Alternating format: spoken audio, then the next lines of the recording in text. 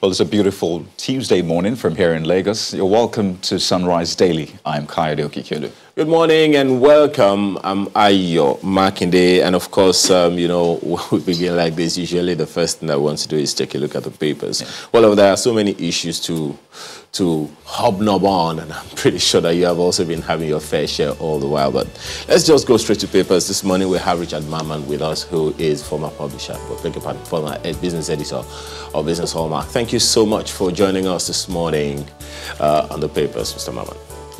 Thank you. Good morning.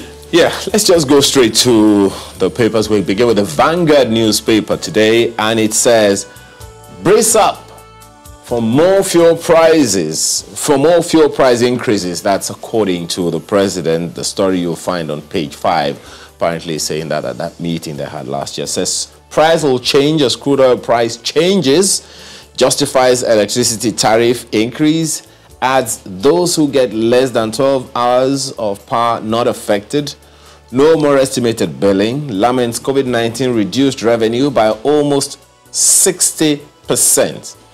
I'm pretty sure that the first one that gets to you is the main headline. Brace up for more fuel price increases, right? Yeah, you are perfectly right. It's a scary proposition, but it seems that's where we are. And I think it's a bracing, but it's also a call for a re-examination, because we are at this point, not because this point was not coming, but because we had not prepared for this point. Going forward, we now need to find out whether we are even prepared for what would come year after, in terms of how all the responses, you know, would pan out. Because people are having to deal with practical issues of, I've got to spend more on transport, I've got to spend more on food, I've got to spend more here. And the point will now come back to, even the medicine we are prescribing, is it good enough? I think those are issues that the nation should be examining very comprehensively at this point. Well, a number of people have raised the issue of whether or not, well, the appropriateness of the timing of the removal of the fuel subsidy. Do you have any issues with that? Is there a right time to do it? No. Yeah, there's a right and a wrong timing. Timing is definitely wrong. This timing is wrong. Because the practical experience is that when people go to the market, they go with what is in their pocket. And it is what is in your pocket that determines what you come back with, you know, in that sense. And this is a time where we have had issues of, you know, devaluation. They try to put it in inverted commas. And issues, you know, of trying to even determine, you know, how the citizenry copes with COVID-19 and all the associated issues. So it's a time when there should be more and more of relief and not more and more of pressure. But having made that point, the issue for me is, okay, if we discount timing, what are the other issues? Is the package even comprehensive enough? When you talk, say you are going to, you know, deregulate, which is actually the confident word that is being used, you know, at this time. The question to ask is, what is deregulation and what is regulation? You've got to ask yourself that, because if you say, I've got to take in some shocks, I've got to ask myself, I'll take these shocks for how much, what amount of time? You know, so it's a comprehensive questioning. By the time the PPRA comes next month and says we have adjusted the price again, and they come the next month and say we have adjusted the price again, are we open to forces that, you know, in themselves we cannot even see? Because it comes back to social, political, and economic organization. Every society deals with its own issues, you know. Europe, for example, North America says, hey, we've got to grow our own food, just like Nigeria is saying we've got to grow our own food. Right. But you know, you grow your food within a cost and a social system structure. So that when countries give subsidies to their farmers because of national security and national agricultural policy initiatives, it is for the fact that they have considered a whole basket. I think the crisis we have now with the current attempt at deregulation is that it is not even a complete one. Well, you know, the PPMC comes up with the ex-depot prices, and they ask the retailers to actually decide what price they want to sell. So for them, to that extent, the sector has been deregulated. But then when you see, you know, the reports, I think it was yesterday during that retreat that the Minister of Communications put out the price of petrol, PMS, across the region, and said that Nigeria's price is actually the lowest. When you are right. The federal government has spent on subsidy, but you know, that's why I said there's this certain dodginess. There's this politicization of the issues. You know, when people were screaming that you've got to deal with this, for example, the convenient excuse to give now is that, you know, the price of crude has appreciated. Now, when crude appreciates in a country that has been producing crude for 6 decades, and that country is under pressure, then it speaks to the issue. The issue is that this nation has not invested in productivity. And when discussions have been made about how to make this nation more productive, people shut it down, still on the basis of politics. Because, you know, come to think about it, you know, what is your answer? How are you going to deal with the fact of rising crude price? We are waiting for Dangote perhaps to say, hey, when is it going to finish? But it's also, Dangote is also dealing with foreign exchange issues. You know, so you've got to have a comprehensive basket of issues. Now, for me, the easiest way to deal with this issue is to deal with local refining at several points, you know. And it comes to both formal and informal systems. Interesting. Okay, well, there's so many issues to do. Look at this, you know, issue from, let's just, as the president said in that speech delivered on his behalf by the vice president, he is also very, very concerned. Let's see how that pans out over time. But right under the picture you see there, Edo, APC, PDP, others at war over alleged doctrine of party agents list. We're ready for Edo Ondo, IGP says, reads riots, act to rigors, no interest in electoral outcomes, but credibility. That's according to INEC. What do you make of this? Are you comforted with these assurances from the IGP and INEC? No, I am not. I'm not. The truth about it is that we've got to deal with the issues of our electoral systems. We are in a bind there. You know, and you know, there's this penchant to just throw it away at statistics. The IGP says what he knows and what he wants to say and what is politically correct to say. INEC also makes the right noises under the circumstance. But we are all witnesses to, you know, scenarios of this nature that have occurred even in more recent times. We saw the Kanu, you know, rerun. We saw the rerun in Kogi. We've also for you, seen... Mr. Mammah, for you, as far as these elections are concerned, what are the critical issues we're missing? In terms of the Edo polls? Generally, yes. Yeah, Edo and Ondo polls. Okay, I think what we need to address when it comes to our electoral systems, you know, is the fact that the people are just invited into the party at the end of the day. You know, a system should in itself have a structure.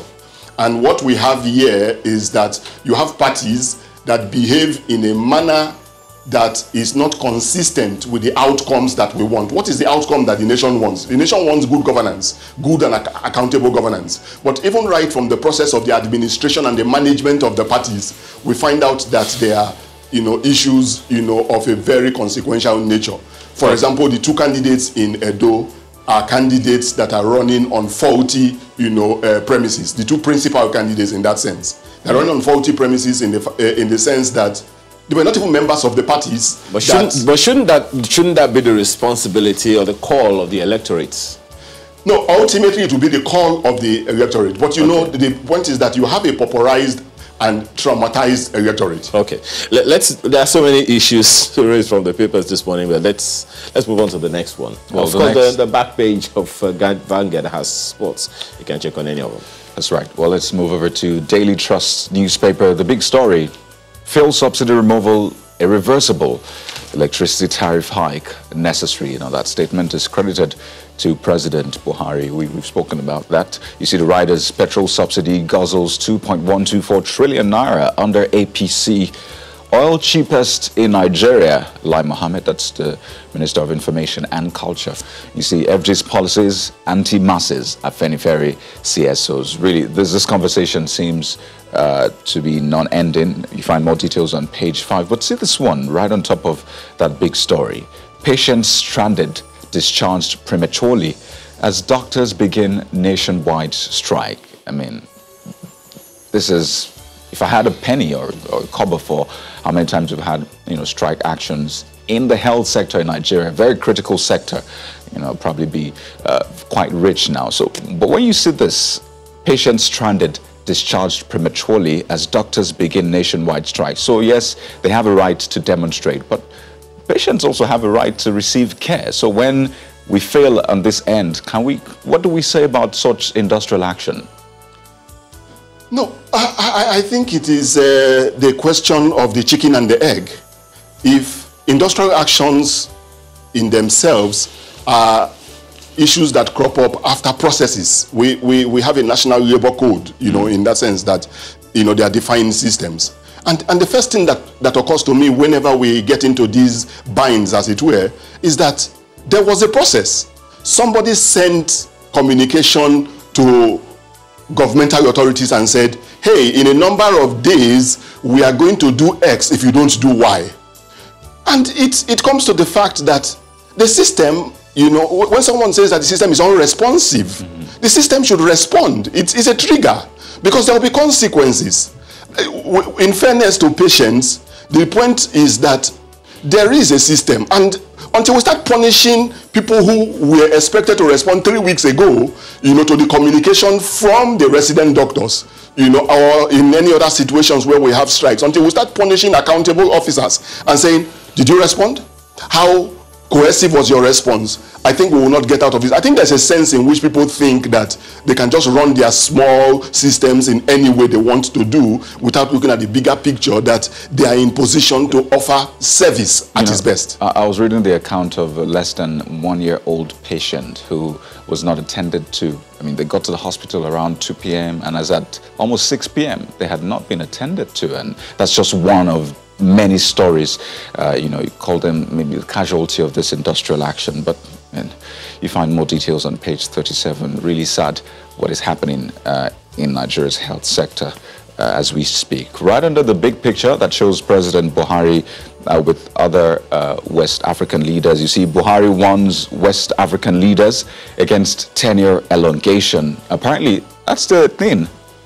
Yeah, it's a good one, because we have issues at the moment in Guinea, I believe, and Côte d'Ivoire.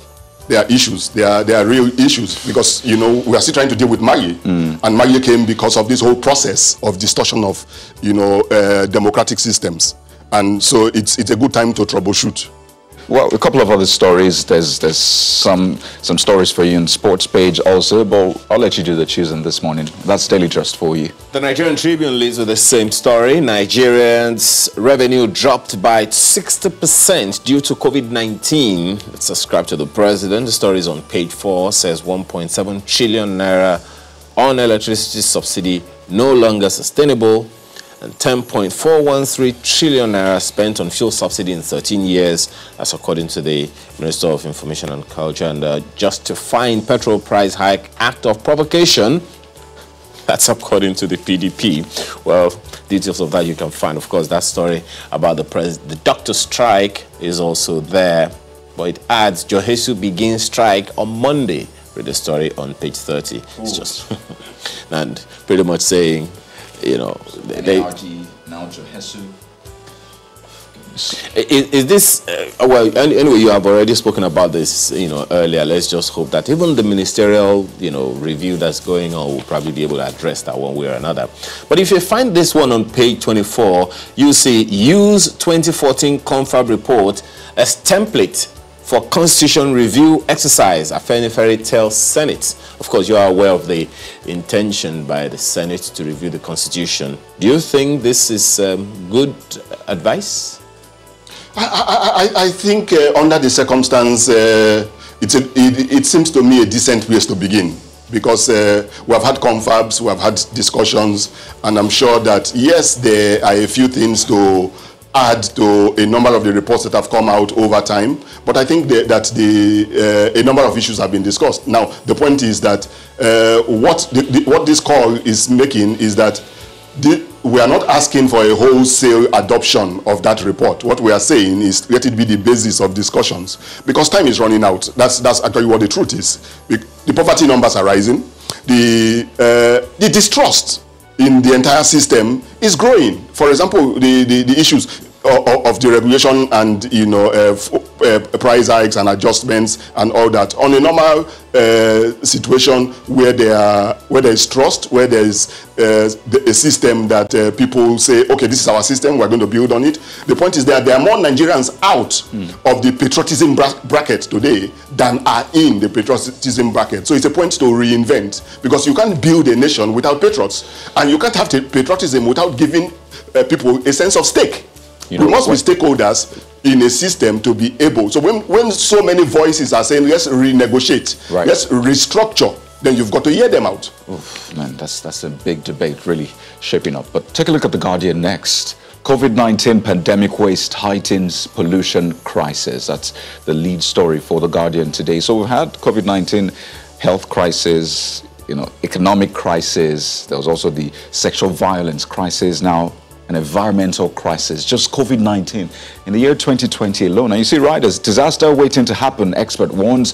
Promote local fabric masks, NCF boss tells government, basically calling our attention to the fact that, the PPEs and what have you are becoming a major source of waste, across the country and across the globe. That's the lead story for The Guardian this morning. And there's that story, Kudos greets Buhari's defense of fuel, electricity tariff hike, and their riders saying there'll be dire consequences if we subsidize, says President. FG claims it spent 10.413 trillion naira on subsidy, and the riders go on and on. But you see this one on Mammah 2020 back in the news. Interreligious Council Adeboye urged review of Mammah 2020. Apparently, Mammah 2020 is still causing ripples. You are right, and that's also because of the fact that there are too many outsiders in our nation than insiders. Okay. News Direct leads with global oil price, no fuel subsidy in revised 2020 budget. That's according to the president. We talked about this already. Assures solar electricity for 5 million Nigerians in 12 months. Hardship on Nigerians. Analysts. Oh, no, that's not part of it. 250,000 solar power projects available. Electricity, petrol hike to bring hardship on Nigerians. That's according to analysts. We've spoken about that already. And so many other issues you can see there. NAFDAC to make herbal medicine meet international standards. That's according to the DG of NAFDAC. On page 2, you might want to find out the details right there. That's the News Direct this morning. Okay, let's take a look at Abuja Inquirer for you. The lead story this morning, inside story of corruption abuse. Former staff behind extortion director. Now that concerns AEPB. In case you're wondering, what does that mean, AEPB? Well, you find more details on the front page of Abuja Inquirer and continues on page 3. Let me just give you some clue. AEPB's Abuja Environmental Protection Board. But apparently there's a huge story right there. And you see that update on the planned Abuja terror attack, army, others on red alert. There's been a lot of back and forth on that particular statement. A couple of other stories. You see the picture on the front page that shows President Buhari, his newlywed daughter and son-in-law. Apparently there was a wedding at the presidential villa over the weekend. A couple of other stories on the front page of the Abuja Inquirer. You could pick up a copy this morning. New Telegraph today leads with FG, 10.4 trillion naira spent on fuel subsidy in 14 years. That paper says 13 years. Now, Buhari, we can't borrow to subsidize fuel and electricity.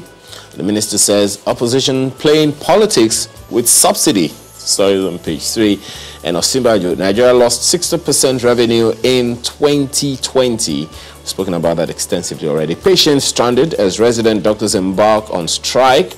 NRD shuns ministers, please health workers to down to September 14. Well, the lead of course says patients are the ones that's going to bear the brand. That story you find on page 28. Right above the nameplate, Nigeria, others to benefit from £7.2 million UK grant. UI Unilag to partake in COVID-19 research projects. You know, when you hear pounds and it's in millions, somehow it sounds exciting, right, Mr. Mammah?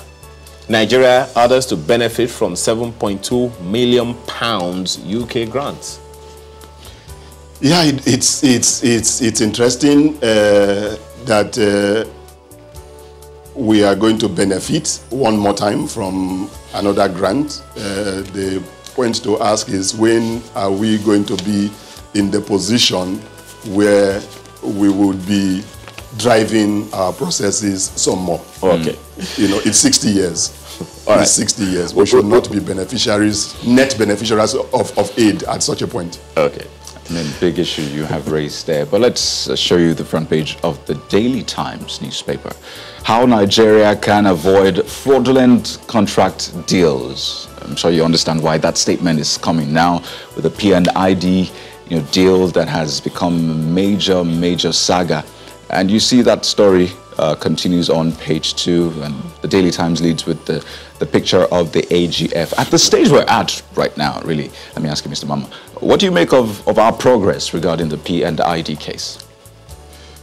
I think I would say thank God for you two mercies, but it speaks, to the fact that we've got to get our acts together. P-I-D is messy. It's messy, and as we have seen, it came from a whole lot of process and system failings. So we've got to get our acts together going forward so that we can have a more robust and a more accountable system.